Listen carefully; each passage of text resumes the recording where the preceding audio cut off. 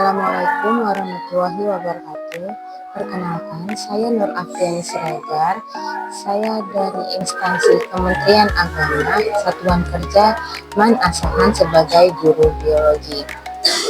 Saya berasal dari Angkatan 5, kelompok 2, yang diselenggarakan oleh Balai Diklat Keagamaan Medan. Di sini saya akan memaparkan hasil analisis isu manajemen ASN. Pertama, kurangnya pemanfaatan teknologi dalam manajemen kinerja guru ASN, yang dimana untuk beberapa laporan kegiatan masih menggunakan hasil secara manual sehingga proses menjadi sedikit lambat dan kurang akurat. Lalu ada pengembangan kompetisi guru yang belum merata, yang dimana tidak semua guru ASN memiliki akses yang setara terhadap pelatihan, workshop, dan program pengembangan profesional. Yang ketiga, minimnya supervisi dan monitoring kinerja berkala. Pengawasan tugas guru ASN seringkali tidak rutin dan hanya dilakukan saat evaluasi formal. Yang pertama, kurangnya pemanfaatan teknologi dalam manajemen kinerja guru ASN, yang dimana berdasarkan faktanya, untuk surat edaran bersama Kemendikbudristek dan BKN mulai Januari 2024, manajemen kinerja guru dan kepala sekolah dilakukan melalui platform Merdeka Mengajar yang terintegrasi dengan Ekin BKN. Namun, sekitar 19% guru ASN di Indonesia masih melakukan pencatatan SKP dan absensi secara manual atau semi digital tanpa menggunakan sistem online sepenuhnya. Adapun dampak yang diperoleh seperti evaluasi kinerja masih bersifat administratif dan tidak menggambarkan proses pembelajaran secara menyeluruh. Banyak guru belum familiar dengan kinerja sehingga penerapan belum efektif. Lalu ketidaksesuaian data menghambat pemantauan real time oleh kepala sekolah dan dinas pendidikan. Selanjutnya, pemetaan kompetensi dan jalur pengembangan karir guru terhambat akibat data belum terintegrasi secara sistematik. Yang kedua ialah pengembangan kompetensi guru yang belum merata. Adapun faktanya yang dimana belum tersedia data nasional yang lengkap terkait akses pelatihan, namun terlihat adanya ketimpangan geografi, yang dimana guru di perkotaan biasanya lebih mudah mengakses pelatihan dibandingkan guru di daerah pelosok. Guru di desa sering terkendala infrastruktur digital, akses internet, dan minimnya dana operasional sekolah. Di mana dampaknya ialah tidak semua guru siap menghadapi perubahan kurikulum dan tuntutan digitalisasi pembelajaran. Selanjutnya, terjadi ketimpangan kualitas pengajaran di antar wilayah di Indonesia, lalu rendahnya kemampuan adaptasi terhadap inovasi dan teknologi pembelajaran. Yang terakhir ialah isu minimnya supervisi dan monitoring kinerja secara berkala, di mana faktanya sistem manajemen kinerja masih banyak yang dilakukan secara manual, seperti pencatatan SKP dan pelaporan kegiatan.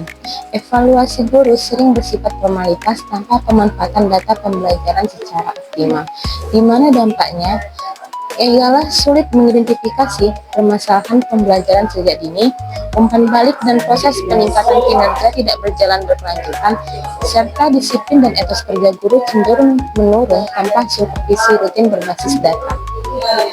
Jadi, dari ketiga isu tersebut, saya memilih pengembangan kompetensi guru yang belum merata, yang dimana berdasarkan analisis APKL, yaitu A-nya aktual, pengembangan kompetensi guru masih menjadi agenda utama Kementerian Pendidikan, terutama dalam mendukung program Merdeka Belajar. Data ini menunjukkan adanya kesenjangan akses pelatihan antar wilayah perkotaan dan daerah 3T. Banyak guru belum mengikuti pelatihan mandiri di PMM dan tidak memahami CPK atau capaian pembelajaran. Lalu untuk problematisnya ialah di mana ketimpangan pelatihan menyebabkan kualitas pembelajaran tidak merata. Guru di wilayah tertentu masih mengalami keterbatasan akses internet, fasilitator pelatihan dan dukungan kepala sekolah. Kemudian kurangnya pelatihan berkelanjutan menyebabkan banyak guru tidak mengikuti pengembangan pedagogik dan teknologi pendidikan terbaru. Yang ketiga adalah khalayak, di mana masalah ini menyentuh seluruh jenjang pendidikan, baik itu SD, SMP, hingga SMA. Untuk yang berdampak terutama adalah guru di daerah 3T, guru dengan masa kerja di atas 10 tahun, dan juga siswa. Untuk kelayakan, isu ini sangat layak dibahas karena mendukung SDM unggul dan pemerataan kualitas pendidikan nasional. Kemudian terkait langsung dengan indikator kinerja utama daerah dan pusat, serta banyak program yang bisa dikritisi dan dikembangkan seperti PMN, PGP, dan PGPB. Lalu setelah dianalisis dengan analisis APKL, kemudian dibentuklah diagram Fishbone, di mana untuk sistem ialah poin-poinnya belum adanya sistem manajemen kompetensi guru yang menyeluruh dan integrasi, kemudian belum optimalnya Learning Management System atau LMS, kurangnya sistem monitoring dan evaluasi pelatihan kompetensi secara real time, dan sertifikasi pelatihan tidak otomatis terhubung ke sistem penilaian kinerja atau promosi jabatan. Kemudian untuk tahap skill ialah banyak guru yang belum menguasai keterampilan dasatik untuk pembelajaran dan pengembangan diri. Tidak semua guru mampu menganalisis kebutuhan kompetensinya sendiri.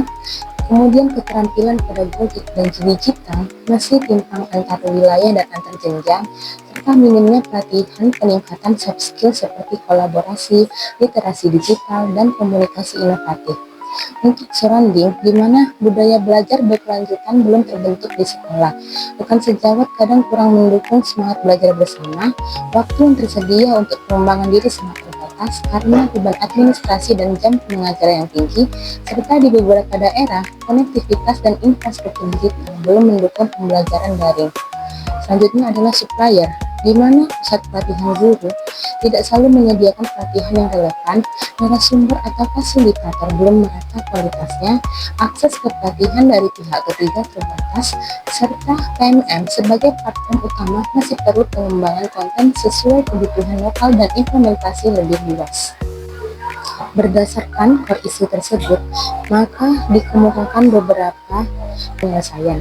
Pertama ialah pelatihan mikro interaktif dan sertifikat intensif, di mana dibuat micro learning 5-10 menit berbasis video interaktif di WhatsApp atau Telegram. Kemudian guru menyelesaikan satu seri pelatihan untuk mendapatkan sertifikat dan poin reward yang dapat dikonversi menjadi insentif dan rekomendasi kenaikan pangkat. Kemudian teach buddy, yaitu satu guru melek teknologi didampingi guru lain, yang dimana guru yang sudah mahir dijadikan mentor kecil untuk 3-5 guru lain, dimana untuk skema ini ringan, murah, dan berbasis kekuatan lokal. Kemudian kinerja satu klik, yaitu aplikasi sederhana berbasis Android atau iPhone, yaitu di mana dibentuk template aplikasi offline sederhana yang berbasis Excel atau Android ringan yang bisa input kinerja harian mingguan tanpa online, dan juga dikembangkan sinkron otomatis saat terhubung internet. Selanjutnya ialah literasi TIK melalui drama komedi seperti TikTok atau podcast Guru Ngopi, yang dimana membuat konten edukasi tentang cara input kinerja atau pakai PMN. Sekian dari analisis isu yang saya sampaikan. Lebih kurangnya saya mohon maaf. Wassalamualaikum warahmatullahi wabarakatuh.